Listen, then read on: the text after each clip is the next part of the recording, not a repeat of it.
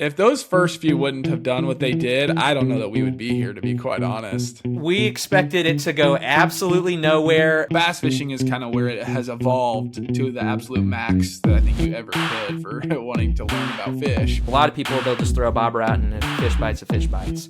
But if they have that, drive, wow, I really want to understand that, I think that's what kind of separates people and coming over to, like I said, coming over to the good side of the what can become a vice of largemouth bass fishing. Welcome to Trucking with OOIDA. I'm Ashley Blackford. And I am Scott Thompson. How you doing, Scott? Doing great. How are you? I'm good. Do you have any hobbies? How are you spending your free time? I did before I had kids. Yeah. I had some hobbies. Yeah, I mean, playing basketball, reading books, movies, TV, that kind of thing. But yeah, I was thinking about this because I know our topic today is hobbies, specifically fishing. I am not a fisherman. You are not a fisherman. Nope. As I understand it.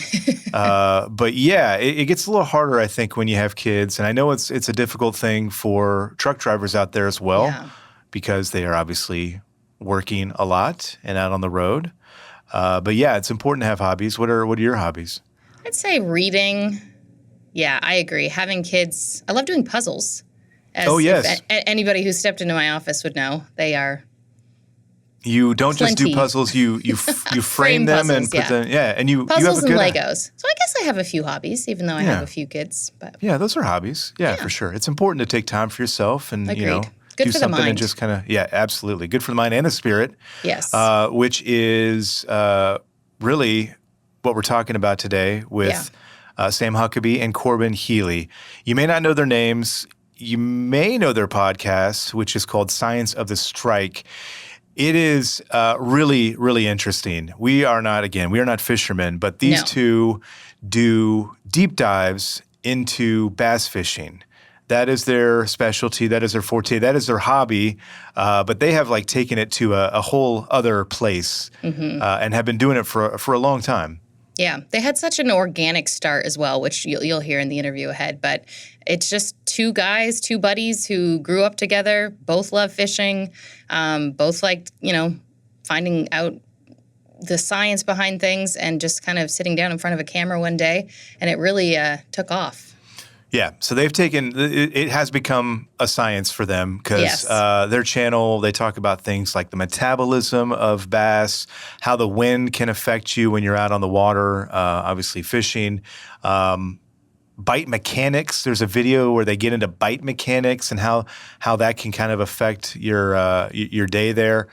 So really an interesting conversation. A couple really interesting guys. We really got into it with them in terms of their background, as you mentioned there, which is a really interesting story. And then in the spirit of hobbies, we're also going to catch up with our old friend, Marty Ellis, who drives the Spirit of the American Trucker, the OOIDA tour truck, to also talk a little bit about hobbies and kind of what he does on the road and what he hears from people as doing on the road as well. Yeah, he understands firsthand how hard it is to truck and have a hobby. So we get into that as well. Yep. Sam Huckabee and Corbin Healy to begin with, and then Marty Ellis. And let's just get right to it. Let's turn now to Sam and Corbin talking about their podcast, Science of the Strike, and what it is like to be experts or would-be experts, I suppose, at bass fishing. Here they are. So you guys have known each other for a while now, right? Yeah. We grew up together. We met in the first grade, and so we've known each other for forever. And I would say that our friendship kind of probably started to really grow probably around the third grade when we started on the same football team together and played sports together all the way from third grade all the way through graduating high school. I got out of football. Sam stayed in football, but we played golf and then obviously fished together. So we've known each other for quite a while. Was it always a fishing thing? Did you guys know in first grade? For a while. Yeah, it's been a fishing thing for a while. Yeah, I would say mid to late high school was when our friendship as fishing really got deeper. Sam was always more into the hunting realm, and I was more on the fishing side of things. But right around like sophomore year of high school is when I consider having brought him over to the good side, get him out of the woods, so to be out on the water. So, but we've been focused on fishing for quite a while now. Yeah. Corbin, did you grow up with like fishing in your family? Like, how did the passion there grow? Yeah, that's a good question. No, I did not grow up with anybody in my family who fished at all. I actually, like when I was very small, my dad would take my brother and I down to the dock and fish with a bobber, that type deal. But beyond that, on a few occasions, no, I got bit by the bug in middle school. I was going camping and decided that I wanted to go out and get a rod to be able to maybe catch some fish. And from there on, the rest was history. I taught myself how to do everything mostly on YouTube, and would spend every day walking to the local pond, learning how to fish. So you really got the bug. I really got the bug. Yeah. It's bad. Yeah, real bad. Sam, you had the bug before Corbin, it sounds like maybe? A little bit, probably not to the same depth that Corbin had it for bass fishing, but we would go every year since I was 10 up to Canada, and we would spend a week fishing in Canada. So that was always my favorite vacation to go on, whether that's to the lake or to the beach or whatever. No, I wanted to go to Canada and go fishing with Dad and Grandpa. So that's really where it started for me. Now, bass fishing is kind of where it has evolved to the absolute max that I think you ever could for wanting to learn about fish. But, that I give a lot of credit to Corbin for that, dragging me over to that side of things, because getting me out on his lake, Lakewood and Lee Summit is just a fantastic fishery. And if you go start catching fish there, you're always going to like it. Yeah. Explain that to me and Ashley, because Corbin, you were talking about, getting the rod and the bobber out. That's the extent of my fishing knowledge. I'm not an angler. Ashley, you are not either. No, definitely not. But talk to us about that, because I'm curious about, you kind of talk about turning a corner, or something like that with bass fishing. Explain it to like us, like we're 5. Like what is that kind of that step look like? Yeah, that's a really good question. And I don't know if I could say that like there is a definitive moment in someone's like angling career where it has necessarily like hit a defined line of like you weren't serious and now you are. But I would say that when you start diving into kind of this mixture of maybe more advanced techniques that would demand you to upgrade your equipment, paired with maybe a more nuanced perspective of the fish that you're targeting, I think that at that juncture is where you are probably starting to take things more seriously, because most people, and this is totally fine, a fish is a fish, a hook is a hook, a worm is a worm, and that's fine. And there's no problem with that. But when you start to investigate and be driven kind of by why is this happening the way that it is? And what can I do to maybe make things better in terms of catch rates and size? I think it's the curiosity. I think that letting yourself lean into that curiosity is where maybe the best way that I could say would establish some type of bright line between an amateur to someone who is working their way up.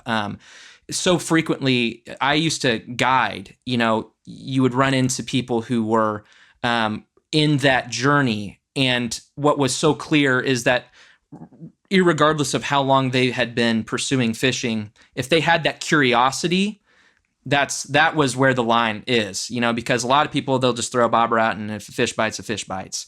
But if they have that, drive of, wow, I really want to understand that, I think that's what kind of separates people and coming over to, like I said, the good side of the what can become a vice of largemouth bass fishing. Yeah. Sam, is that the kind of the way you remember it in terms of, looking at it in a different way? Yeah. So there's a lot of parallels to walleye fishing or pike fishing and bass fishing in a sense. But the way that we always did it up north when we'd go is we would troll with the crankbait, and you would use maybe 2 or 3 different sizes and maybe 5 different colors. So like you could take anybody up there And as long as you were driving the boat, you could make sure they caught fish. And I mean, it's just unreal in Canada. Like, it's untapped waters, and fish would bite a silver spoon a lot of the times, right? So once you come back down here in the South and fish become much more challenging to catch, I think it's those people that embrace the challenge and want to grow to their max. Like, Corbin was kind of saying, that curiosity you get stuck with, that's what allows you to really become better at what you do. And, it just starts to tumble as you start to learn, and as you start to add gear, add knowledge, add time. It's the biggest thing on the water. You start to learn more, grow more, have different thoughts go through your mind as you're fishing, to where I might think, I should probably change a lure here because I caught a fish doing this, that you would never think about if you're throwing a bobber and a worm countless times over and over. You can still catch fish, certainly, but it just becomes a bug. It's different. I have to ask, where in Canada did you go fishing? I love hearing that something. I mean, some things are better in Canada. I'm Canadian, so that's why I say that. So nice. But yes, I was curious where you go. A little biased, yeah. Yeah, you definitely have the fish up there. We go every year. So we go to Ontario. It's Peralt Falls. It's about a 14-hour drive from here. Nice. You guys, you're talking, and Corbin, I think you were talking about the science behind, you remember a point at which you thought, again, taking that next step and thinking of it more methodically and scientifically. I imagine that was part of the conversation when your YouTube channel was launched. Yeah. Kind of walk us through that decision, because a lot of the stuff you're talking about there is what makes up the content of your channel. And I imagine that was a conscious decision there.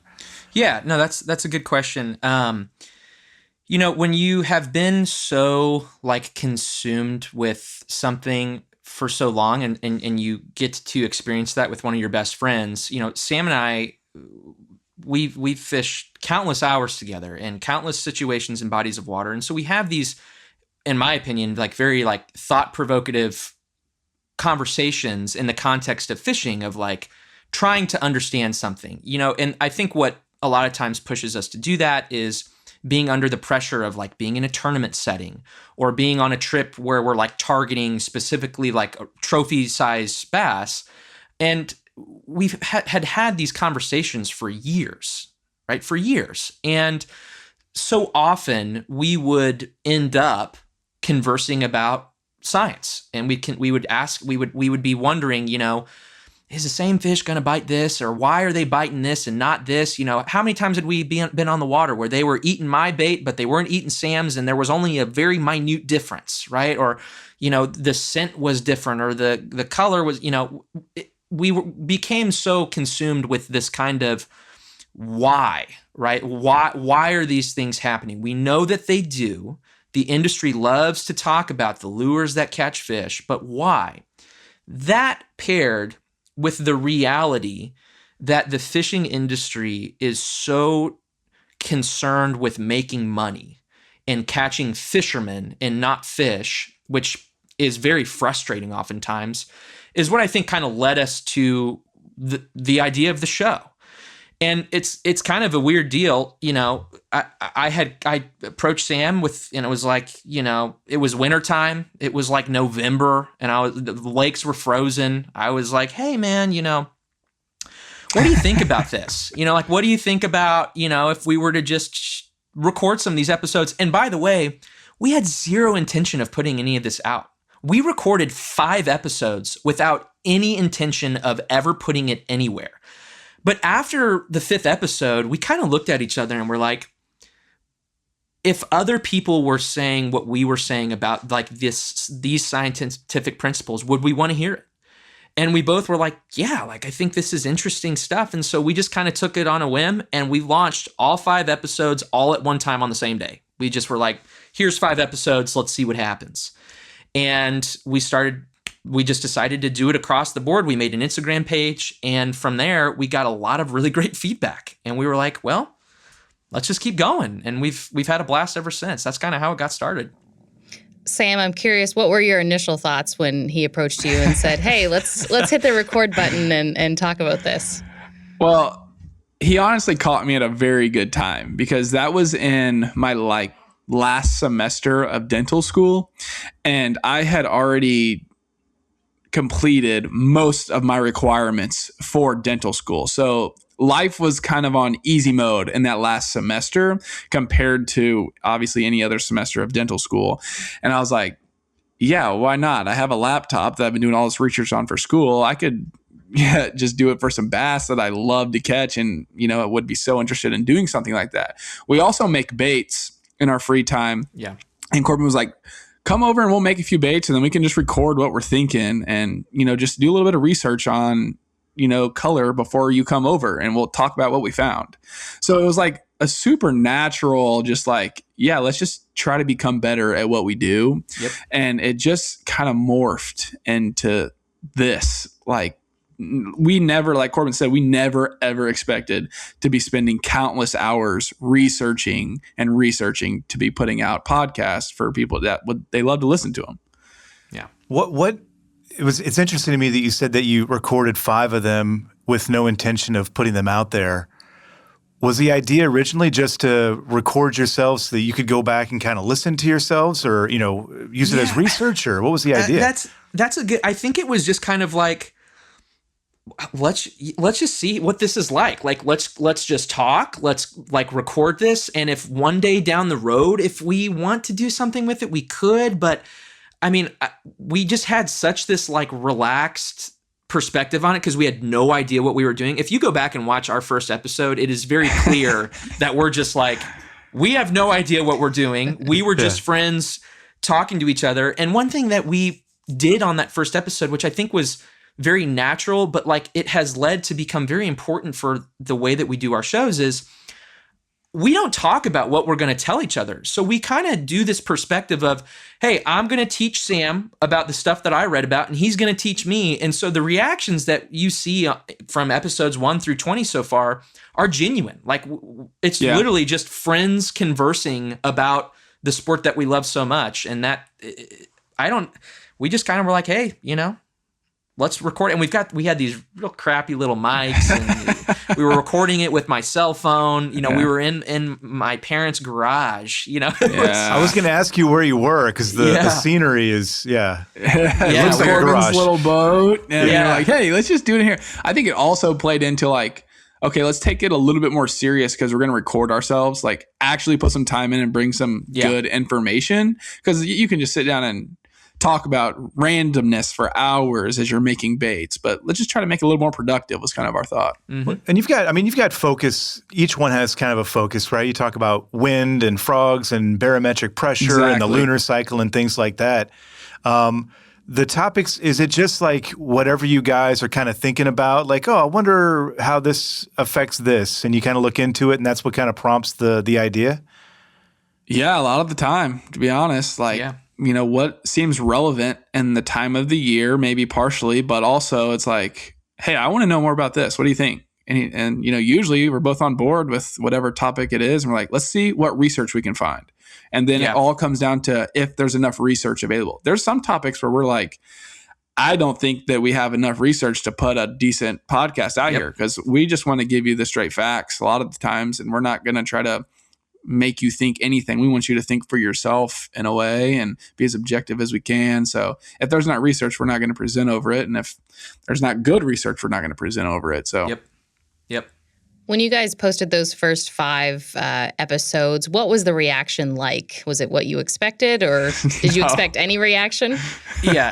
Expected to get 0 likes. We expected it to go absolutely nowhere. And to be honest with you, I think we both were nervous because we were, I think the best word is maybe a little embarrassed, because we were just kind of here we are, all of our friends are about to see that we're doing this. This is very nerdy.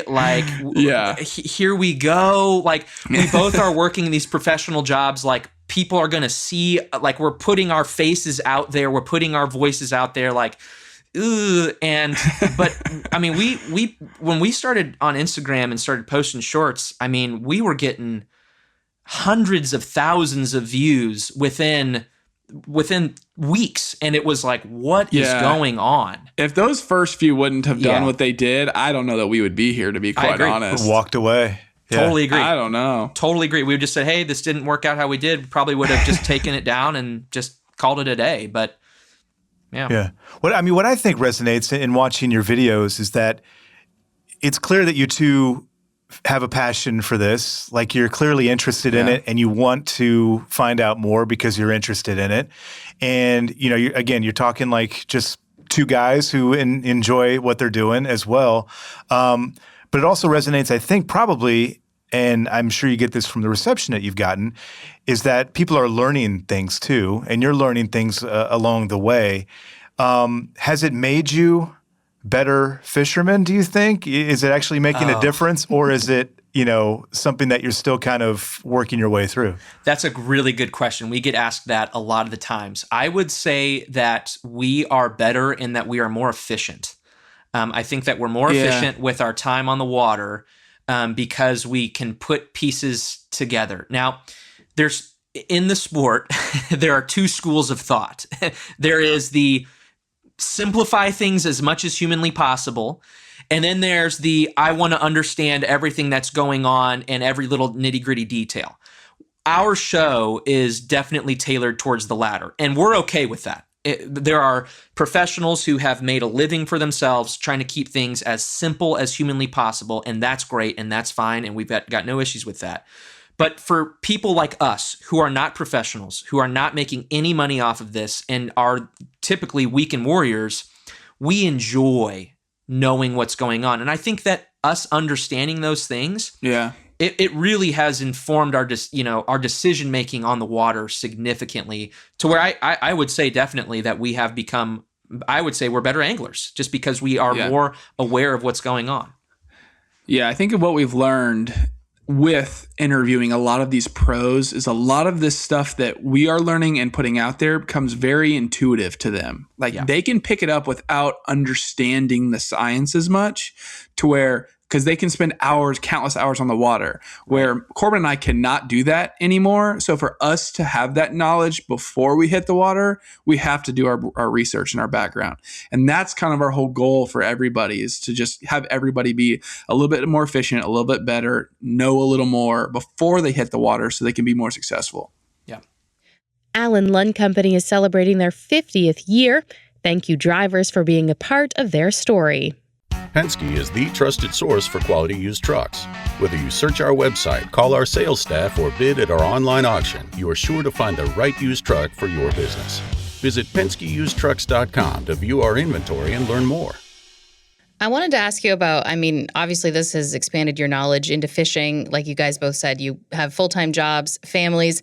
Talk to me about, though, like editing video, interviewing people. Like, were those skills you guys had before, or have those just gotten sharpened as time has gone on? Corbin's shaking his head. Yeah. Nope. We had no skills. We had no idea about editing. We had no idea about audio. We had none of this.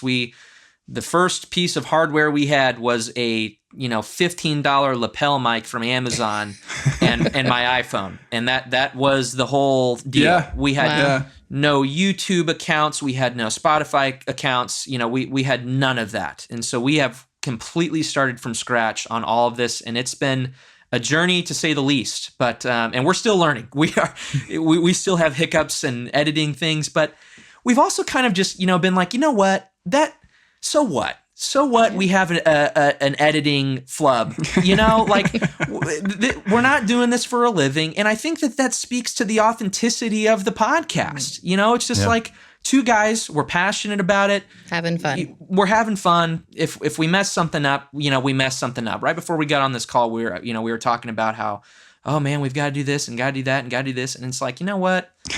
If we got to take a break, we got to take a break. This is getting busier and busier. It's crazy. It is. People are like, come on our show. We're like, okay. Wait, we got we're glad you're on our show. Yeah. Happy to be here. Happy to be here. But all that skill, we've been learning together. We've been learning together for sure.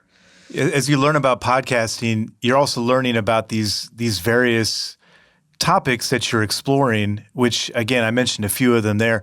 Is there one topic in particular that you kind of dove into and you thought, wow, I had no idea what we were going to find here, and it maybe kind of surprised you, again, like barometric pressure and lunar cycle and bass metabolism was one of the topics that you got into. Any of those kind of jump out and you're like, whoa, I had no idea what we were diving into here? Yeah, I mean, both our answers are probably going to be different here just because coming in with different, knowledge previously and what we had known before. But I will say mine is definitely the bass's brain. Same. Really? Oh, okay. Same. That's what I was going to say. It's so much more complex than I ever gave them credit for, in a sense of how many lobes, all the different, systems that go on in the brain, the metabolism that is, used up by the brain, pure energy usage. Like the brain is a very complex system in a largemouth bass. And most people think it's a dumb fish that you're fishing for. And that, I think it was episode 7 or 8, somewhere around there. And I was like, wow, Corbin, do I have some information for you that I was able to break down today? Because I had no idea, and those are some of the most fun shows for me. Like this past episode on wind, I talked about a level of physics of how bass can see up at the surface of the water. And I'm like, that sounds so nerdy, but that was like so interesting for me to read about because something I didn't know about a largemouth bass. And at this point, I feel like I've been studying largemouth bass for a year. Like we should have our masters on these fish before too long. Can you get a master's in largemouth bass? I mean, we have to invent a school of a master's program for largemouth bass. No kidding. Yeah. The brain also for you, Corbin? Yeah. We episode 7 we did was it was dedicated towards memory. And so with memory, one way that we've kind of broken up how we do the episodes, which I think I can speak for both of us, we both really enjoy, is like Sam will speak more about like the anatomy of a topic, and then I will talk about more of like the application and like how that is the physiology. Yeah.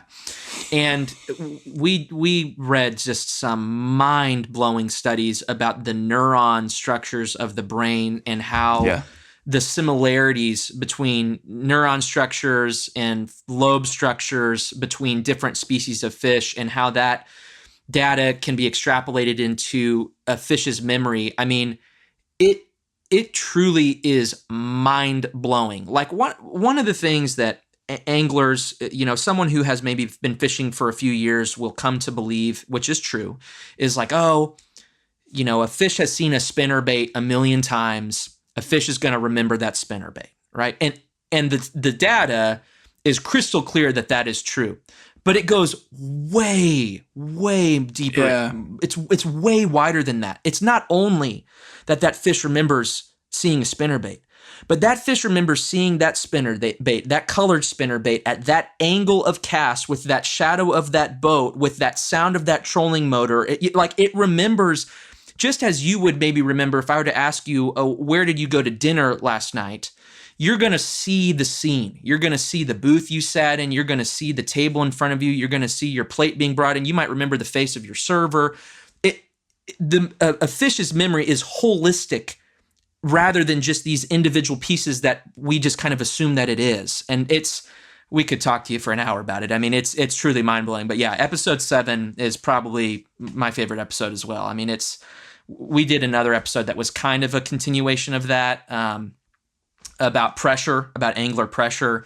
That was my next favorite episode we've done. It's just wild stuff. Wild stuff. I'm curious, do you ever, reading your comments, I mean, I would think people who don't fish, which is Scott and I, would find this stuff. Speak for yourself, Ashley. It's fascinating.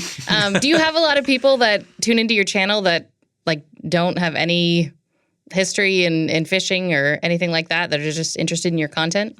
Yeah. I mean, we get a lot of really great feedback, and I think that we engage with listeners from every spectrum of the fishing world. Yeah. I mean, we engage with people who have just started fishing, all the way to literally the best anglers in the world. I mean, we've had some of the best anglers on the globe on our show, objectively. Yeah. And we have engagement, what seems to be from kind of everywhere in between. Now, we get people that disagree with our stuff all the time, and we think that that's great. You know, like we think that that's awesome, but I think that we're engaging with kind of every, and I think there's information for everybody, no matter where in that journey they are in their fishing process. You know, there's something for them to learn. You know.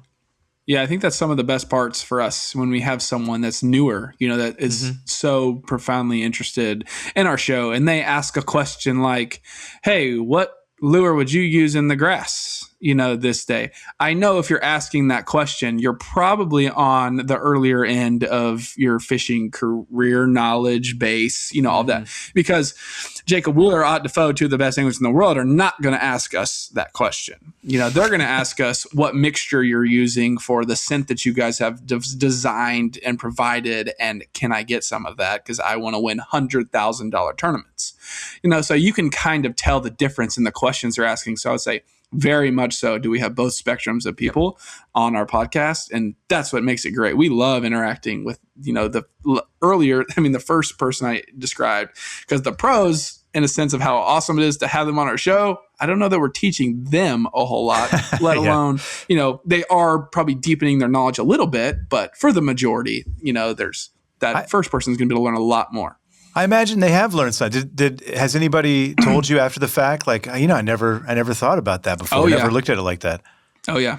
Yeah, both. I mean, it comes to mind. We had Ott Defoe on, who is, I mean, he's just a hammer. We had Brian Latimer on, who's just fantastic. We've been on his show, and they've both been kind enough to tell us that they have learned stuff about. I mean, they asked us questions, which is kind of That's like humbling, scary. Yeah, I mean, like it's scary, and it's like you know, like you think about a kid, you know, who plays football. You know, you're going to look up to Tom Brady or Patrick Mahomes. You think of a kid who plays, you know, whatever sport, you're going to look up. When you're as obsessed about a sport as we are, we look up to these guys. You know, like these are our role models in the sport, and to turn around and to not only.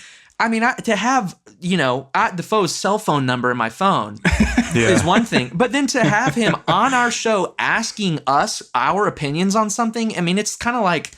It's like a mind blow. Yeah. Could you like imagine what? Patrick Mahomes asking a high schooler or a college player, like, hey, how did you do that? You know, how did you throw the ball? It's like, whoa. You know, it's pretty special. It's pretty special. Yeah. Do you worry? Obviously, you guys could talk about this all day, every day, and just again, the topics. I keep coming back to that because I think they're so interesting. The angle that you guys take with them. Are you worried about running out of topics? I mean, you could talk to professionals till the end of time and you know, get feedback from them. But in terms of like the science stuff, do you think, oh man, we may hit a stopping point at some point? Does that worry you at all? I mean, it's definitely crossed our minds. You know, I mean, the good thing is largemouth bass are very highly researched coming out of China and Asian countries. So there's new research coming out every day. Now, whether that's research about if a largemouth bass is edible, right? A lot of the times it's about food more than the fishing sport, you know. There's research coming out every day. And that's the thing that kind of, you know, gets Corbin and I excited. You know, like, what's that new paper coming out?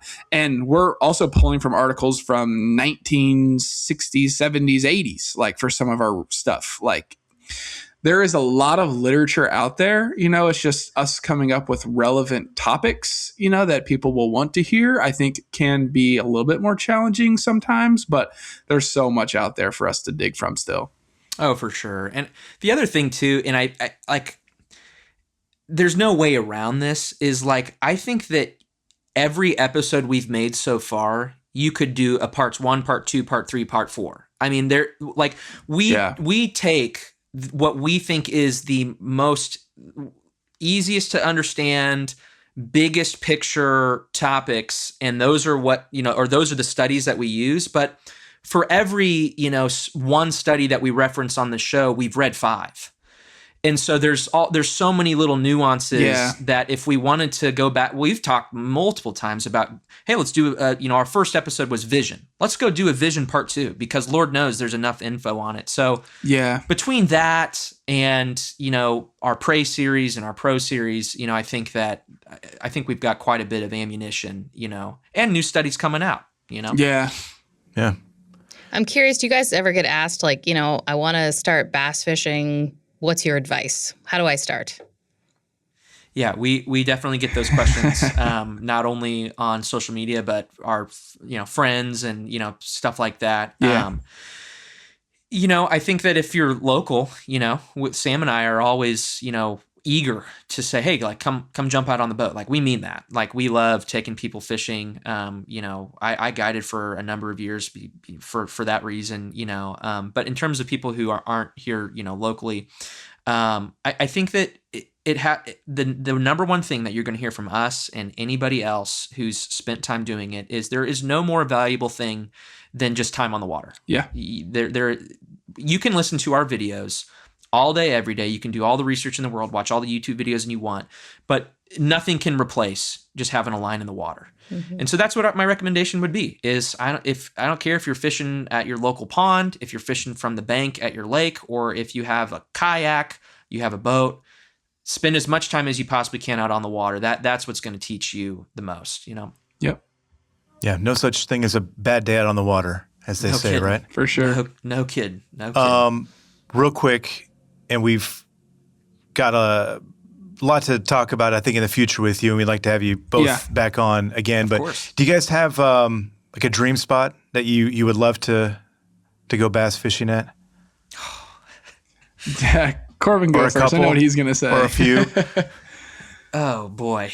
If you don't say Lake Biwa, you're lying. Lake Biwa in Japan, although one of probably the most notoriously difficult lakes to fish on in the globe, if not, arguably the hardest lake to fish, would be absolute bucket list trip. I think Lake Bacharach in Mexico would be very high on that list. And I also think picking a northeast,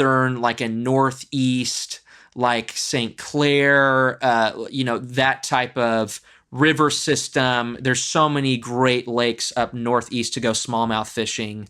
I know that was not one answer, but that's okay. That's okay. Those are high up on the list. Those are like bucket list level New York, Great Lakes type stuff would be just dreamy. Sam? Yeah. I would say probably St. Lawrence River for one. That's up north, and that's all like the largest smallmouth in the world, some of the best smallmouth fishing you could get. And then probably like Lake El Salto in Mexico, which, so far away from Missouri, which of course is why I haven't been there. We've been to Texas. I mean, we've been up into Canada, obviously, but, Well, here's what we're going to do. We're going to get you guys a travel show on one of the channels out there, and they'll send you there on the company dime. Heck and you'll make a show out of it. Legit. All right, we'll start sending emails out there. Okay, we're in. Just hop in the back of one of the big trucks and hey, set up a little. You already got the channel. You already got a following, so we'll get working on that. Yeah, like we said, we'll plan to have you on. Every so often to kind of talk about some of these things. I know you guys are always doing research, and we look forward to that, as well. If anybody listening to our show has questions or, some sort of, story they want to share, we'd love to hear those too. And maybe we can share them next time you guys come on the show. Absolutely. Yeah. We really appreciate you guys having us on. This is a lot of fun. We're looking forward to being on the future. Yeah. We appreciate your time. And the best place to go, just the YouTube page, right? YouTube, Instagram, TikTok, and if you want to find all of our content all in one place, merch, everything, is www.scienceofthestrike.com. That's where you can find everything. Sources, all of our pages, all of our links, all of our sponsors, everything is all centralized in that spot. So, all right. Can you tell he said that before? I think so, yeah. It seemed rehearsed. Let's do a take two. We'll put that on your audition tape. Yeah, on your audition tape for the channels notes as well. Yeah, there you go. Exactly, absolutely. Yeah. Corbin, Sam, this won't be the last time we talk to you, but really encourage everybody to go check out the channel there. Again, Ashley and I are not anglers, fishermen by any means, but I found it incredibly interesting, Yeah. and I think anybody checking it out will as well. So we appreciate your time. Thank Appreciate you. it, guys. Attention all truckers, Dean Michael, the tax doctor here. I want to talk to you about those dreaded tax problems. I know you want to keep on trucking and not even think about them, but let's face it, they're not going away all on their own. You need professional help. I've been helping truckers put their tax problems in the rearview mirror for years. I can help you too. Call me now for a free consultation at 888-557-4020 or go to mytaxhelpmd.com. It's like I always say, keep your eyes on the road, I'll keep mine on the IRS. 888-557-4020. Out here, every mile matters. That's why you need Howe's Diesel Defender. It removes water, boosts lubricity, and cleans your fuel system, helping you burn fuel more efficiently. Used at every fill-up, Diesel Defender means better performance and cleaner fuel. Count on Howe's Diesel Defender to make every mile count. Where are you right now? I am in Florida. Florida. Now that explains it. They don't really have Yeah. Wi-Fi there yet, do they? What's the temperature? About 80. It dropped to I think yesterday was close to 70, and on my way to work it was 22. Wow. Drastically different. Welcome to the Midwest. Yep. It's supposed to be dropping here, too. It's going to be a couple of cold nights down into the 30s, so yay. Oh. Did you both see the news story about the iguanas in Florida? Yep. So the iguanas, when it gets a little bit chilly, they go into this sleep paralysis situation. Have you seen this? They fall out of the trees and they kind of land. They lay on the pavement. Yes. They tell people just leave them alone. They'll wake up, when it gets a little bit warmer. And some chef down there, some restaurant owner, has been taking those iguanas and cooking them and making iguana tacos. Did you see this, Marty? I didn't hear about that, no. So they had a whole thing on the local news down there about it. Apparently, though, as a restaurant, you cannot legally sell iguana meat because it is, health code and all that kind of thing. So I think he was doing it more as a personal, this is what I do with the iguanas, I find. But I didn't even know people ate those. I guess people eat anything, but if I remember right, I think guess what they said that it tastes like? Chicken. Yeah, I think that's what if I remember right. You can fact check me and go look, but I don't know. I've heard of duck tongue tacos. Duck tongue tacos? Yeah. A Huh. buddy of mine hauled a whole load of duck tongue. And Really? yeah. I feel like you'd need a lot of duck tongue to fill a taco, wouldn't you? You would have to, yeah. Duck is actually pretty delicious. I don't know if you've had duck meat I before. think I've had duck meat, yeah. I have had It's the kind of meat, not the tongue. Yeah, No. not the tongue. I'm not. Once you start getting into tongues and other body parts, I'm like, I'm checking out. I'm good. good. Thanks, though. I'm full. I'm not sure I'd try iguana either, but I guess it's all arbitrary if you really think about it. Right. We spoke earlier with Sam Huckabee and Corbin Healy about fishing. Are you? Do you like to fish, Marty? I used to do quite a bit before I got into trucking. Trucking Any, kind of gets in the way of a few things. Yeah. I can't imagine why.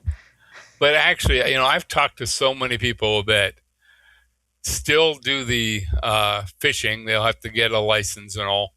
But when they're having a 34-hour break or longer, depending on what's going on, that they will go find a place to fish.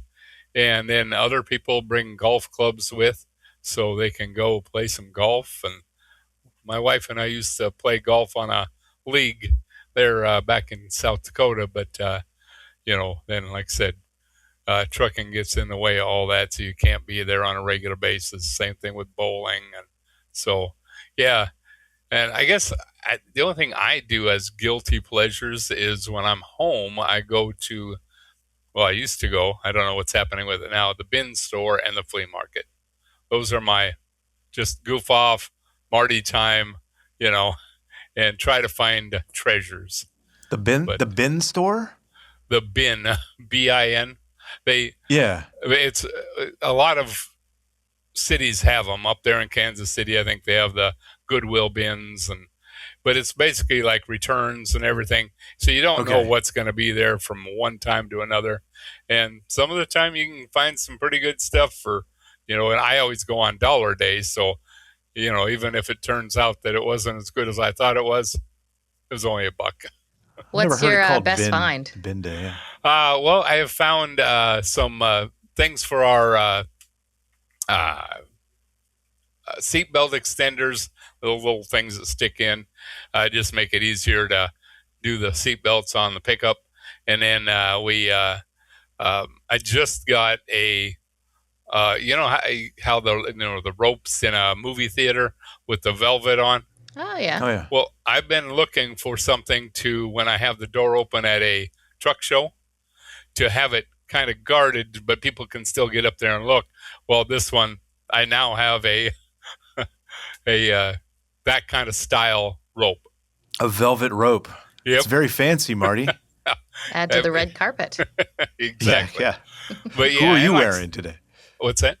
Who are you wearing? You can get a whole red carpet situation going. Yes. I always forget to look at the tag. So yeah. I'm just wearing clothes. That'd be my answer. I don't know where I got it. That's right. Yeah. That'll be my next thing, of the red carpet. So the next time someone catches you out, you and the truck out, they'll be able to check out the new velvet rope. Exactly. And hopefully the new truck. And the new truck. What's the latest on that? Looks like it'll probably come sometime in April. Oh, nice. Okay. You excited? Yeah, kind of. Yeah. Is it hard? It's kind of like moving. I feel like going into a new home, right? Like, is it hard to go from what you're used to into something new? Yeah, it really is, because then you have to basically relearn everything, especially if it's a total different truck than what you're driving. This one won't be totally different, but there's going to be some differences that'll, have me scratching my head there for a little while. And every once in a while, I'll still see something in the truck, and it's like, has that always been like this?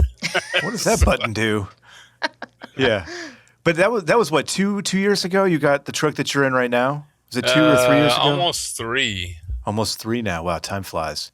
But I remember talking to you at that time, and you were a little anxious about the switch because there were a lot more bells and whistles on the truck you're in now than the one you had before that, right?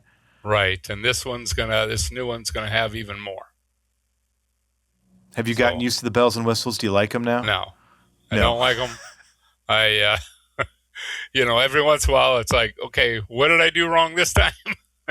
So, something will go off and you're going, okay, I guess nothing's fallen off, so I guess we're all right.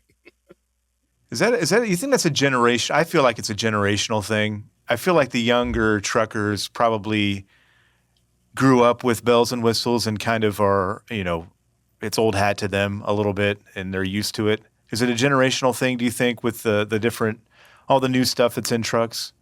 Being anxious about it? Yeah. Yeah. Actually, I mean, I've talked to Daimler and that about, I'm an old guy. I get it, but there's cars out there that you can actually decide how firm the ride is and all that. And I like a firmer ride than what we have now, because now it's so soft you kind of feel like you're floating, unless you get into Indiana on I-70. But then things start falling off the trailer. Slight dig at I-70 in Indiana. I like it. But it's I like a firmer ride, because then if it gets starting to get into bad weather, then I want to know what I have a hold of on the road. And nowadays, when you're changing from rain to ice, some of the time you're not quite sure, because the truck kind of floats a little bit. And then we didn't have all the bells and whistles.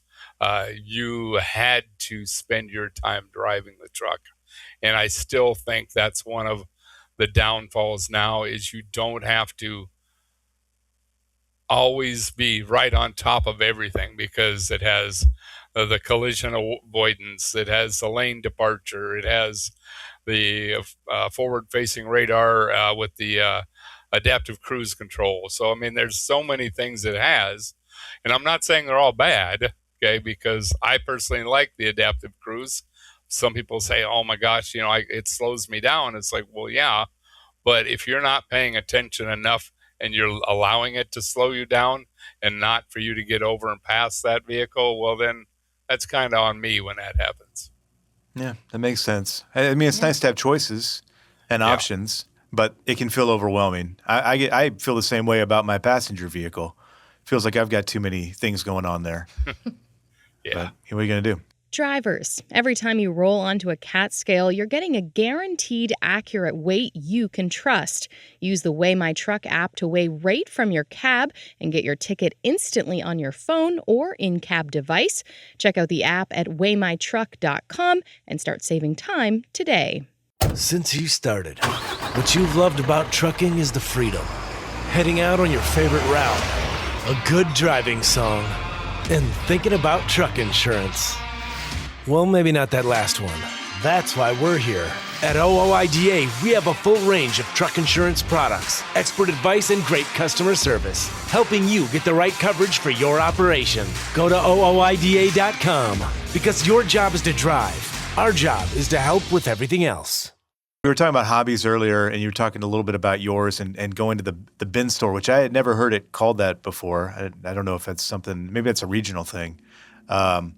But I'm sure you get, in all the conversations that you have with people that come in, do you hear about their hobbies and how they kind of spend time on the road? Do you get into conversations like that? Yeah. We've talked about the fishing and the golfing, but then there's guys that do needlepoint, crocheting, that type of thing. Some people like to do the adult coloring books. You know what I mean by that. That's a good way just to zone out and just get out of your head. Yeah. Those that both sounds of those, worse than it is, but yes. Exactly. That's just like, okay. And they are actually called that, but it's like the first time it's I know. adult coloring books. Okay. So, yeah. And that's a relatively new thing, too.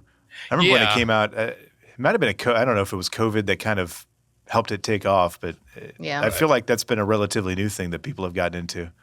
Right. Yeah, it is. And so many things that you kind of have to, you really have to think about your space in the truck. You only have so much space to store things. I talked to one guy probably about a year ago. He actually tied fishing flies, the lures. Oh. So, yeah. And he had a little setup. And it might have been longer than a year ago. Everything was just the other day nowadays. But he had a whole setup with little clamps and that to hold it in place, and it was very interesting to me. It's like, wow, that's amazing that you can spend your time instead of wasting it just sitting around getting mad because they're not loading you or unloading you. He actually gets some things done. Yeah, how important is that from your perspective? You've driven for many years, to have something that, when you are waiting to load, instead of, sitting there and pounding the steering wheel, that you can do and kind of get the time to go by. Yeah, and it is so important to kind of keep your brain from exploding, basically. You have to take your mind away from what you're actually physically in at the time. And I think little things like that can help, whether it's doing coloring or tying, fish flies or, basically anything that you can come up with that'll keep your mind away from what you're doing, because it does get very frustrating. Every once in a while when I drive by a meat packing place, I look and say, how many hours did I spend waiting on loads and then having to race the load because now it's late. So, and the same thing when I go by Yuma and Salinas with the produce, and there's so many hours you threw away, and most of the time, I'd say 90% of that time, maybe even more, we weren't getting paid for it. Now that has changed a little bit with a lot of companies, but it's a little frustrating when you look back and say, how many hours? So, and I kind of do the same thing here. I'm constantly waiting for people to come in and talk to me. So I have to occupy myself. And this, is kind of like having your house on wheels. So there's always something to do, whether it's repairing something and just, the regular maintenance and upkeep. Today I got out and changed the oil in the generator, it was time for that.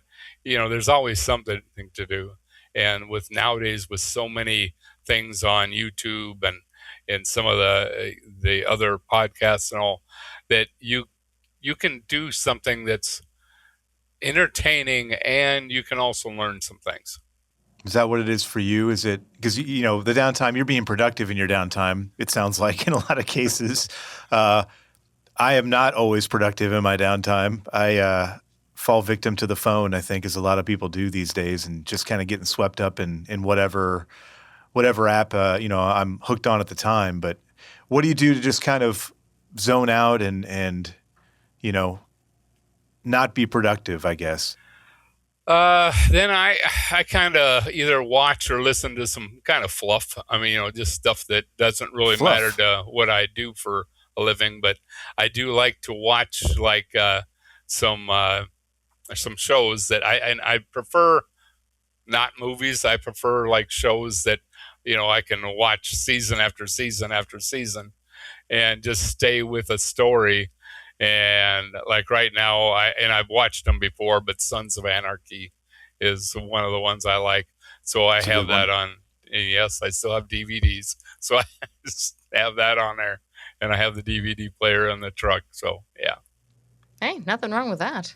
Yeah. So that's just strictly for zoning out, not caring about because I think and talk and almost breathe trucking nowadays. So. There's times you just want to say, okay, I've had enough. Let me do just, my mind doesn't need to think about that. Yeah. It's important to have that time to just shut it all off and veg out to whatever it may be. Right. Yeah. And now with all the streaming apps and everything, you don't have to carry around DVDs, Marty. You do know that, right? I know. But I have them. Convenient, though. Yeah, that's true.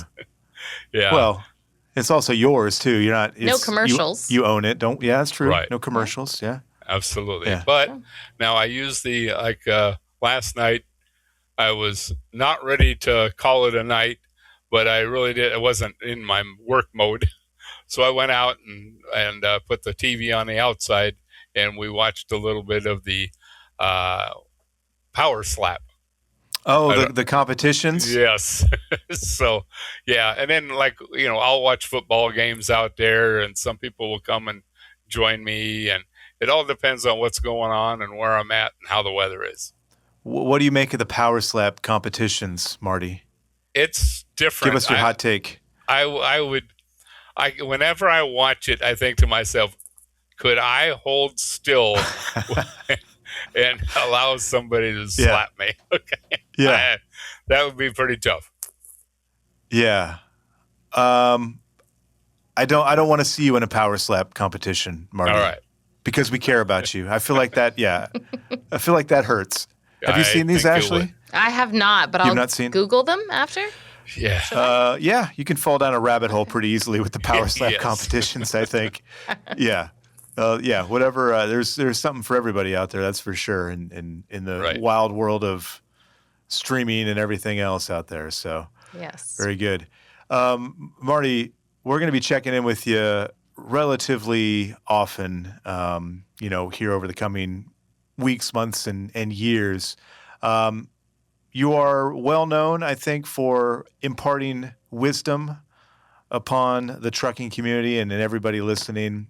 So we'll let you just kind of ride off into the sunset here with some words of wisdom, if you don't mind.